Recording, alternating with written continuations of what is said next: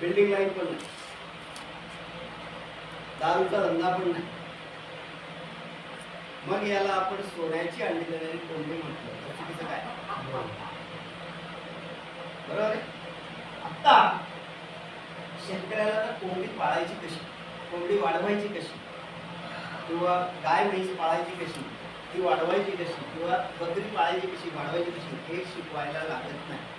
कारण ही वंश परंपरागत आपल्याकडे आहे. मग आपल्याला आज काय शिकायचंय? हे जे काही आपल्याकडे आहे याचं व्यावसायिक रूपांतर कसं करायचं,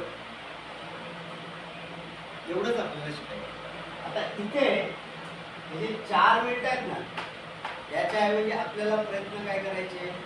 5 कसे बनवतील, 6 कसे वाढतील, 7 कसे वाढतील. इथं 7 पर्यंतच थांबतो.